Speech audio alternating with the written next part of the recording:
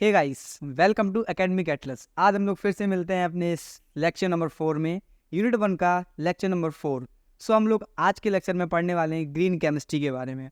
मैंने आप लोगों को लिक्विड क्रिस्टल अभी तक इसलिए नहीं पढ़ाया क्योंकि वो जो टॉपिक है बहुत ज़्यादा थ्योरेटिकल है। वो हम लोग अपने लास्ट लेक्चर में कवर करके इस यूनिट को करेंगे वाइंड अप। स्टूडेंट्स, चलिए हम लोग बात करते हैं अपने टॉपिक्स की। आज के लेक्चर में हम लोग पढ़ेंगे ग्रीन केमिस्ट्री क्या होती है, सस्टेनेबल डेवलपमेंट क्या होता है, और पैरासीटामोल और एडिपिक एसिड के सिंथेसिस के मेथड्स पढ़ेंगे। एक मेथड पढ़ेंगे कन्वेंशनल मेथड, और एक मेथड पढ़ेंगे हम लोग ग्रीन केमिस्ट्री का यूज करके किस तरीके से सिंथेसिस करते हैं इन दोनों ही चीज़ों का, पैरासीटामोल और एडिपिक एसिड का। Let's start. प्रीवियस लेक्चर्स में हम लोग क्या क्या पढ़ चुके हैं वो सारा आप लोगों को यहाँ दिया हुआ है, आप लोग देख सकते हैं। पहला टॉपिक आता है हमारे पास ग्रीन केमिस्ट्री। ग्रीन केमिस्ट्री क्या है? जैसे कि आप लोगों को पता चल रहा है ग्रीन केमिस्ट्री, केमिस्ट्री से आप लोग समझते क्या है, केमिस्ट्री का मतलब ही क्या है, केमिकल्स। ठीक है, chemistry means chemicals, but green chemistry क्या है? यहाँ पर देखें, free energy in chemistry refers to the energy available to do useful work in a system. This is an area of chemistry and chemical engineering focused on the design of products and process that minimize or eliminate the use and generation of hazardous substances. Green chemistry क्या है? एक तरीके का ऐसा एक branch है chemistry का जहाँ पर हम लोग क्या करते हैं, हजार्डस सब्सटेंसेस या हजार्डस केमिकल्स को बनाने का जो प्रोडक्शन का एक वो मतलब ग्रोथ रेट है उसको कम करते हैं, और वैसे हजार्डस प्रोडक्ट्स को हम लोग नहीं बनाते हैं। किसमें? ग्रीन केमिस्ट्री में। ग्रीन केमिस्ट्री में हम लोगों को ये चीज़ पता चल गई कि हम लोग इसमें क्या करते हैं,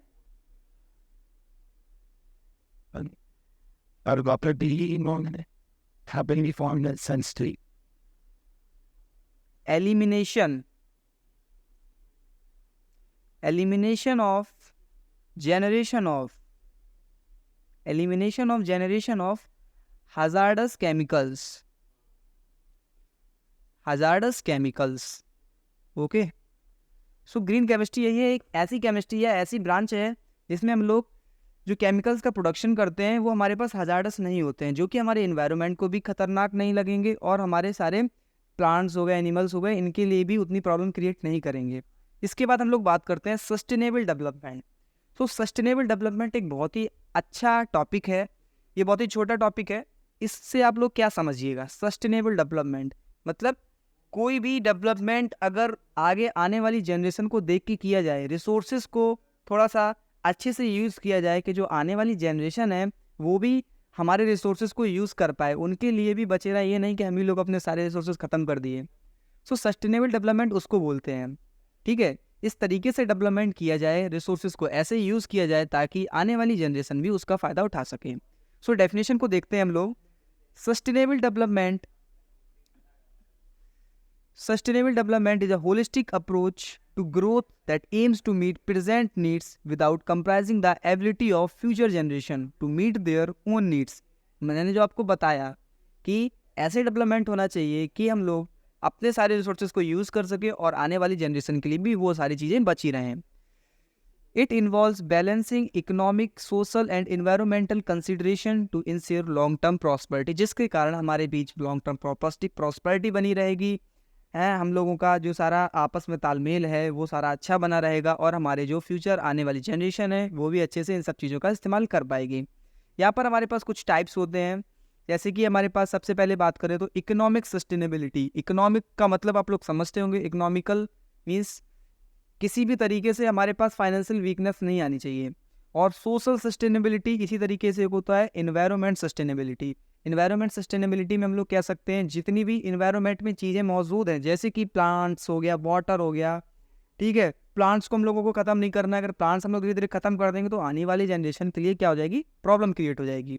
इस तरीके से हमारे पास 3 टाइप्स थे, एक था इकोनॉमिक, एक था सोशल और एक था इन्वायरमेंट सस्टेनेबिलिटी। इसके बाद हम लोग बात करते हैं अपने नेक्स्ट चीज़ की।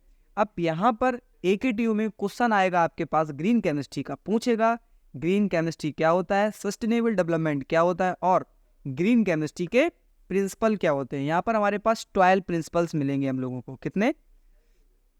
पूरे के पूरे 12 प्रिंसिपल्स रहने वाले हैं। और ये अगर ग्रीन केमिस्ट्री से क्वेश्चन आ रहा है तो ये 101% आपसे पूछे जाएंगे principles. So the principles of green chemistry guide the design, development and implementation of chemical processes and products that minimize environmental impact and promote sustainability. तो जो ये प्रिंसिपल्स बनाए गए वो क्या चीज़ को देख के बनाए गए कि कोई भी केमिकल्स बन रहे हैं, किसी भी चीज़ का प्रोडक्शन हो रहा है, कोई भी मतलब ऐसा केमिकल बन रहा है, तो उसको इस वे में मतलब ये प्रिंसिपल्स डिसाइड किए गए जिनकी वजह से हमारे पास जो भी प्रोडक्ट बन के आएगा वो क्या होगा, ग्रीन केमिस्ट्री के अंदर आएगा और उससे हमारे इन्वायरमेंट में कोई प्रॉब्लम नहीं आएगी और वो सस्टेनेबिलिटी को देखकर भी बनाया जाएगा। तो ऐसे कुछ प्रिंसिपल्स डिसाइड कर दिए गए हैं, उनको ही हम लोग बोलते हैं ग्रीन केमिस्ट्री के प्रिंसिपल्स। सबसे पहला, prevention. It is better to prevent waste और pollution at the source then to treat और clean up waste after it is generated. इसका मतलब है कि हम लोगों को जो हमारा वेस्ट है उसको प्रिवेंट करना चाहिए, उसको क्लीन करना चाहिए, ठीक है। इसके बाद हमारे पास एक एटम इकोनॉमी आती है। एटम इकोनॉमी का मतलब क्या है, synthetic methods should be design to maximise the incorporation of all materials use in the process into the final product. इसका मतलब ये है कि हम लोगों को बहुत ही अच्छे से यूज़ करने हैं सिंथेटिक मेथड्स का, ताकि जो हम लोगों के फाइनल प्रोडक्ट्स बन रहे हैं वो अच्छे बने, ठीक है, हाजार्डस ना हो। ओके, तो ऐसे हम लोगों को इस प्रोसेस को क्या बोलते हैं, एटम इकोनॉमिक बोलते हैं, atomic economy, less hazardous chemical synthesis. और अब इसकी देखिए ये चीज़ है ना, इसको आप लोगों को अपने वर्ड्स में हिंदी में समझना जो मैं आपको बता रहा हूँ, और आप लोग इसको ऐसा नहीं है कि जो मैंने इसमें दिया है भाई, जैसे अब इसमें है लेस हाजार्डस केमिकल सिंथेसिस, तो आप लोगों को भी इसमें पता चल रहा है कि ऐसे केमिकल्स का बनाना जो कि कम हाजार्डस हों। तो ये भी एक प्रिंसिपल है केमिस्ट्री का, ग्रीन केमिस्ट्री का। So wherever possible, synthetic methods should be designed to use and generated substances that possess little or no toxicity to human health and environment। इसका मतलब यही है कि सिंथेटिक मेथड्स का यूज़ करके हम लोग ऐसे केमिकल्स बनाएं जो कि हमारे हेल्थ के लिए, प्लांट्स के लिए, एनिमल्स के लिए, सबके लिए कंज्यूमेबल हो, ठीक है, उनसे हार्म ना हो हम लोगों को। इसके बाद designing safer chemicals. Chemical products should be design to have minimal toxicity and minimum potential for causing environment harm. जैसे कि आप लोगों ने देखा होगा कई सारे ऐसे केमिकल्स होते हैं, कई सारी फैक्ट्रीज होती हैं जिनसे सारा का सारा केमिकल्स निकल रहा है और वो सीधा रिवर्स में जा रहा है, रिवर्स के थ्रू सॉइल में जा रहा है। तो वो क्या है, कहीं ना कहीं हमारे इन्वायरमेंट को हार्म कर रहा है, जिसकी वजह से पूरा इकोसिस्टम डिस्टर्ब हो रहा है। तो ऐसी जो सारी चीज़ें हैं वो हम लोगों को कम करनी है, इसीलिए प्रिंसिपल्स बनाए गए हैं। तो यहाँ पर ये प्रिंसिपल हम लोगों को यही बता रहा है कि designing safer chemicals, safe chemicals बनाएं जो कि हमारे एनवायरनमेंट को सेफ रखें, प्लांट्स, एनिमल्स, जिसकी वजह से सारा इकोसिस्टम है वो हमारा अच्छे से वर्क करे और वहाँ पर कोई भी हजार्डस केमिकल्स ना जा पाएँ। इसके बाद हमारे पास आता है safer solvents and auxiliaries. The use of auxiliary substance, example solvents, separation agents should be made unnecessary whenever possible and innocuous when used। तो इसका मतलब ये है कि हम लोगों को ऑक्सिलरी सब्सटेंस यूज़ करने हैं, ठीक है, the use of auxiliary substance, जैसे कि सॉल्वेंट्स हो गया, सेपरेशन एजेंट्स हो गए, इन लोगों को हम लोगों को क्या करना है, should be made unnecessary when ever possible. मतलब फर्जी हम लोगों को कोई केमिकल्स का यूज़ नहीं करना है, जहाँ पर जेन्युइन चीज़ है वहाँ पर यूज़ करना है। इसके बाद आता है energy efficiency. So energy requirement for chemical processes should be minimised to reduce consumption and environmental. इसका मतलब ये है कि एनर्जी बनाने के लिए हम लोगों को केमिकल का थोड़ा सा जो यूज़ है उसको कम करना चाहिए केमिकल प्रोसेस में, ठीक है, एनर्जी का जो यूज़ है कम करना चाहिए, जिसकी वजह से हमारे पास क्या होगा, रिडक्शन कम। अगर हमारे पास केमिकल्स का कंजम्पशन है जो कम होगा तो एनवायरमेंटल इम्पैक्ट भी कम होने वाला है, ठीक है। इसके बाद आता है renewable feedstocks. Whenever practicable raw material should be renewable rather than depleting finite resources, ठीक है। इसके बाद 8th है reduce derivatives, catalysis, design for degradation. तो ये सारे पॉइंट्स जो हैं ये बहुत ही इंपॉर्टेंट पॉइंट्स हैं और आप इन पॉइंट्स को पढ़िएगा, अच्छे से पढ़िएगा। देखिए मेरा यहाँ पर जो मेन मोटो है वो ये है कि आप लोगों को वो सारा कंटेंट मैं दूं। अब आप लोगों को मैं कौन सा कंटेंट पढ़ाऊं या अच्छे से समझाऊं जिस चीज़ को आप लोगों को समझने में प्रॉब्लम आ सकती है, ठीक है। आप AKTU के स्टूडेंट हैं, ठीक है, तो थोड़ा सा स्मार्ट वर्क करिए। बीटेक के स्टूडेंट आप लोग पढ़ने आए हुए तो आप लोगों को फोकस करना है स्मार्ट वर्क पे। सेमेस्टर की पढ़ाई आप लोगों को 4 महीने नहीं करनी है, आप लोग केमिस्ट्री की पढ़ाई 1 महीने करके भी 9 CGPA ला सकते हैं, ठीक है। अगर मैं आप लोगों को नोट्स प्रोवाइड कर रहा हूँ तो आप लोगों की ड्यूटी ये है कि जो मैंने पढ़ाया है उसको तुरंत आप लोग एक बार नोट्स देख लेंगे और एग्जाम के टाइम देख लेंगे, आपका टॉपिक डन हो जाएगा, आपको कोई दिक्कत नहीं है। ओके, सो AKTU के बाहर आपको जाना भी नहीं है। AKTU में जो आएगा वही इस PPT में दिया हुआ है content. Okay, so design for degradation chemical products should be designed so that at the end of their function they break down into innocuous degradation products and do not persist in the environment। इसका मतलब है कोई भी ऐसे products बने, ठीक है, वो एट द एंड जब खत्म हो तो यहाँ पर उनका कोई इम्पैक्ट ना रह जाए हमारे इन्वायरमेंट पे, वो खत्म हो जाए, ठीक है, वो हमारे इन्वायरमेंट को हार्म ना करे। जैसे कि कई बार वेस्ट मटेरियल्स होते हैं उनको हम लोग रिलीज़ कर देते हैं, लेकिन वो बहुत ही ज़्यादा इम्पैक्ट करते हैं हमारे इन्वायरमेंट पे, बहुत ही ज़्यादा इम्पैक्ट करते हैं। तो वैसा नहीं करना है, डिज़ाइन फॉर डिग्रेडेशन, ताकि वो डिग्रेड हो जाए, कंप्लीटली डिग्रेड हो जाए, ऐसी डिज़ाइनिंग करनी है, ठीक है। इसी तरीके से 11th और 12th पॉइंट है real time analysis for pollution prevention. हम लोगों को क्या करना है, रियल टाइम एनालिसिस करना है पॉल्यूशन को प्रिवेंट करने के लिए। Analytical methodologies need to be developed to allow for real time in process monitoring and control period to the formation of hazardous substance। मतलब हम लोगों को चीज़ों को एनालाइज करते रहना है, ठीक है, कि कोई केमिकल ऐसा तो नहीं बन रहा है जो बहुत हजार्डस है, तो वो सारी चीज़ें हम लोगों को अपने माइंड में रख के रहनी होती है प्रिंसिपल के हिसाब से, अगर हम लोग कोई भी ऐसी कंपनी या फैक्ट्रीज में वर्क कर रहे हैं। Safer chemistry for accident prevention, substances and the form of substance used in chemical process should be chosen to minimize the potential for chemical accidents including releases, explosions and fires। सो हम लोगों का मतलब ये है, इस टॉपिक को मैं इस पॉइंट को दोबारा से पढ़ के बता रहा हूँ क्योंकि ये पॉइंट आप लोगों को याद रह जाएगा और प्रैक्टिकल लाइफ से बहुत ही ज़्यादा कनेक्टेड है। Substances and the form of substance used in chemical process, ऐसे सब्सटेंसेस या उस सब्सटेंस के फॉर्म जो कि केमिकल प्रोसेस में यूज हो रहा है, should be chosen to minimise the potential for chemical accidents, मतलब ऐसे चूज करना है जिनकी वजह से केमिकल एक्सीडेंट्स ना हो, ठीक है, एक्सप्लोजन्स ना हो, आग ना लगे, तो ये इस तरीके के केमिकल्स हम लोगों को यूज़ करने हैं, ठीक है। तो यही था, तो यहाँ पर ये बहुत ही ज़्यादा इम्पोर्टेंट है, यहाँ पर मैं फिर से लिख के जा रहा हूँ, इम्पोर्टेंट फॉर AKTU। ओके, सो अब हम लोग देखने वाले हैं सिंथेसिस। ये बहुत ही इंपॉर्टेंट टॉपिक है और बहुत ही मजा आने वाला है। सबसे पहले हम लोग देखने वाले हैं एडिपिक एसिड का सिंथेसिस। सो यहाँ पर मैं अगर बताऊँ आप लोगों को एडिपिक एसिड में क्या होता है, सो एडिपिक एसिड में सबसे पहले हमारे पास आता है, हम लोग उसका रिडक्शन करते हैं, ठीक है, रिडक्शन प्रोसेस होती है। और रिडक्शन किसका करते हैं, बेंजीन का। आप लोग जानते होंगे कि बेंजीन का जो स्ट्रक्चर होता है वो कुछ इस तरीके से होता है, ठीक है, यहाँ पर डबल बॉन्ड्स होते हैं। जब हम इस चीज़ का रिडक्शन करेंगे, अगर हम इसका रिडक्शन करेंगे तो इससे क्या होंगे, हमारे जो डबल बॉन्ड्स हैं, ठीक है, ये देखिए डबल बॉन्ड है वो हट जाएगा। यही प्रोसेस आपको यहाँ बताया गया है। ये हमारे पास किस में हो रहा है, रिडक्शन में। सो इस प्रोसेस में हमारे पास यही किया गया है। ये हमारे पास बेंजीन लिया गया है, ये हमारे पास बेंजीन लिया गया है। इसको हम लोगों ने क्या यूज़ किया, 11th 12th में चीज़ें पढ़ के आए होंगे। हाइड्रोजन लिया है प्लेटिनम और निकल के प्रेजेंस में, तो हमारे पास ये किस में कन्वर्ट हो गया है, साइक्लो हेक्सेन में। यहाँ पर मैं लिख देता हूँ, ठीक है। ये हमारे पास क्या है, ये हमारे पास है बेंजीन, ये क्या है, साइक्लोहेक्सेन, ठीक है। ये भी हमारे पास क्या है, साइक्लोहेक्सेन। अब दूसरा स्टेप क्या आएगा हमारे पास, दूसरा स्टेप क्या है कि ऑक्सीडेशन ऑफ साइक्लोहेक्सेन। अब हम लोगों को ऑक्सीडेशन करना है, तो यहाँ पर ऑक्सीजन किसके प्रेजेंस में होता है, O2 और कोबाल्ट के। ये क्या है, ये हमारे पास किस तरह वर्क कर रहा है, ये क्या है, कैटलिस्ट है। ये चीज़ याद रखनी है, कैटलिस्ट है, ठीक है। सबसे पहले हम लोगों को बेंजीन लेनी है, उसका रिडक्शन करना है, ठीक है। रिडक्शन करेंगे मतलब उसके डबल बॉन्ड्स हट जाएंगे। उसके बाद उसका ऑक्सीडेशन करना है।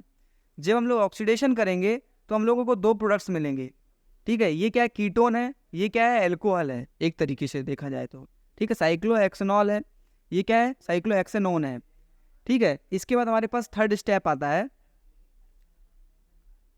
थर्ड स्टेप आता है। ये स्टेप बहुत ही इंपॉर्टेंट है, जहाँ पर हम लोग साइक्लोहेक्सेनॉन को लेते हैं। ये हमारे पास जो है ये है साइक्लोहेक्सेनॉन, साइक्लोहेक्सेनॉन है, ठीक है। ऑक्सीडेशन करते हैं इसमें भी। यहाँ पर क्या हो रहा है, इसका ऑक्सीडेशन हो रहा है, ठीक है, ऑक्सीडेशन हो रहा है इसका। जब इसका ऑक्सीडेशन करेंगे तो ये कन्वर्ट हो जाता है एडिपिक एसिड में, और एडिपिक एसिड का फॉर्मूला क्या होता है वो याद रखना है।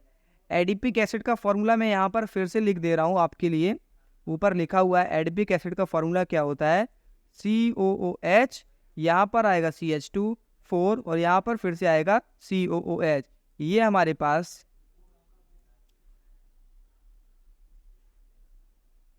पास एडिपिक एसिड का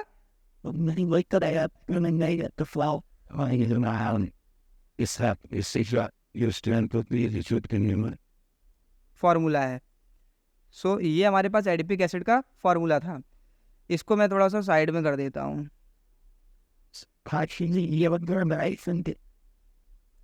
ठीक है, सो ये एडिपिक एसिड का फॉर्मूला था। यहाँ पर ऑक्सीडेशन हुआ, यहाँ पर बॉन्ड्स टूटे। ऑक्सीडेशन जब होता है तो यहाँ पर ये एक COOH बच गया, एक COOH ये बच गया, एक COOH यहाँ पर बन गया।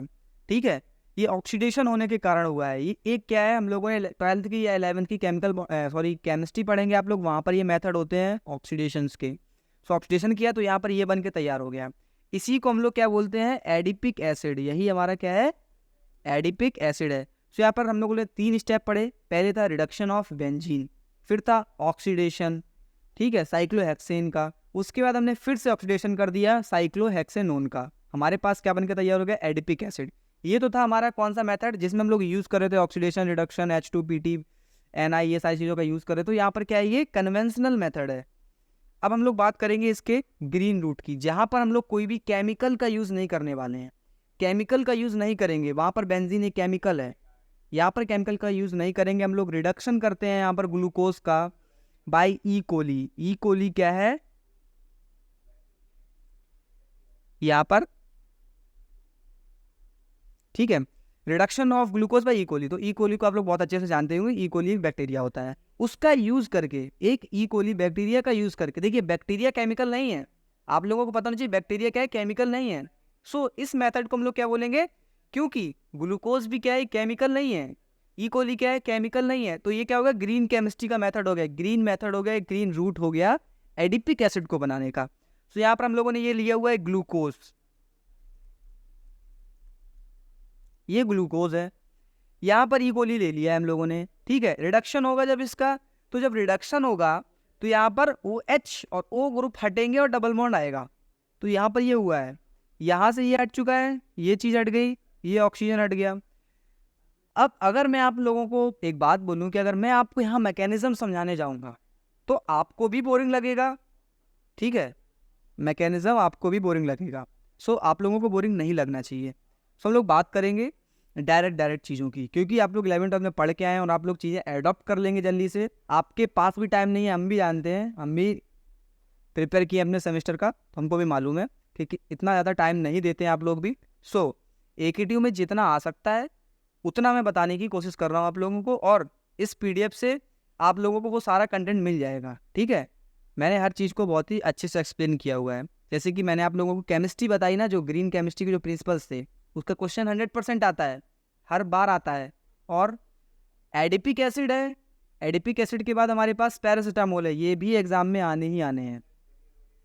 ठीक है, सो हम लोगों ने यहाँ पर इसका क्या किया, रिडक्शन किया। दूसरा मेथड फिर आता है। अब दूसरे मेथड में हम लोग किसका रिडक्शन करने वाले हैं, दूसरे मेथड में हम लोग रिडक्शन करने वाले हैं अपने 3 हाइड्रोक्सी स्कीमेट का। जब इसका देखो ई कोली ही यूज़ हो रहा है, सारे के सारे हमारे पास green chemicals.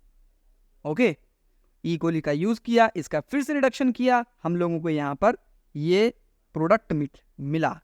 Okay guys, second step में, फर्स्ट में भी रिडक्शन, सेकंड में भी रिडक्शन, ग्लूकोज से स्टार्टिंग होगी। ओके, देखिए सिंपल सा है, रिडक्शन करना है आप लोगों को। ये देखिए यहाँ पर हो गया रिडक्शन इसका, और यहाँ पर हो, ये हट गया, यहाँ डबल बॉन्ड आ गया। रिडक्शन में यही चीज़ होती है। यहाँ पर देखिए फिर से रिडक्शन जब किया हम लोगों ने, तो इसमें सेम चीज़ होगी। यहाँ से ऑक्सीजन हट गया, OH हट गया, ये COH में, यहाँ से ऑक्सीजन हट गया, OH हट गया, ये किस में कन्वर्ट हो गया, COH में।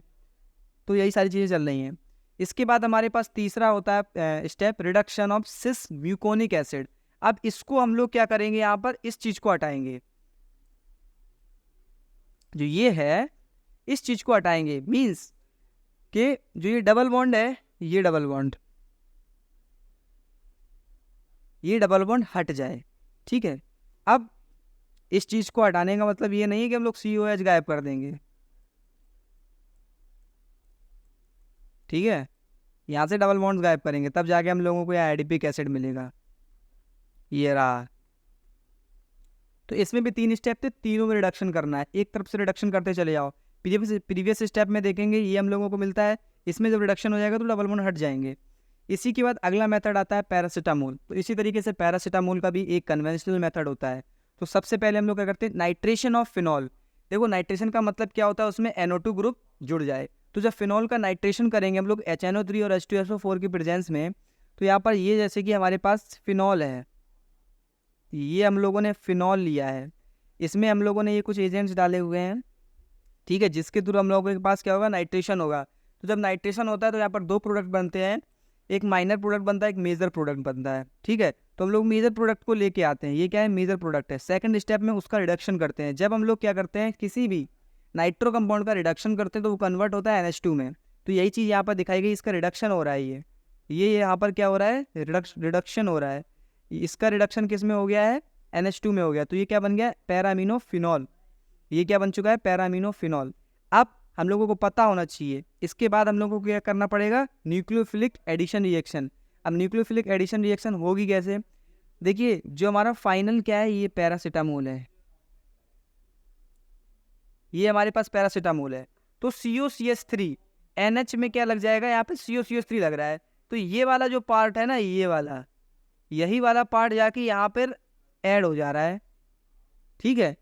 उसके बाद हमको लोगों को फाइनल रिजल्ट ये मिल जा रहा है, समझ रहा है। न्यूक्लियोफाइल इलेक्ट्रोफाइल पढ़े होंगे, electrophilic addition reaction, nucleophilic addition reaction, ये सारे हम लोगों ने पढ़े थे अपने 11th-12th में। तो वही यहाँ पर ये रिएक्शन हो रहा है, फाइनली हम लोगों को क्या मिल जाएगा, पैरासीटामोल मिल जाएगा। ओके गाइस, अब जैसे कि कन्वेंशनल मेथड पढ़ लिया, अब नेक्स्ट मेथड होगा ग्रीन रूट। तो ये ग्रीन रूट जो रहेगा इसमें, वो भी बहुत ही सिंपल है। इसमें हाइड्रोक्विनॉल का यूज़ करेंगे, ठीक है। ये क्या है, हाइड्रोक्विनॉल है। ये जो है ना, ये क्या है हमारे पास,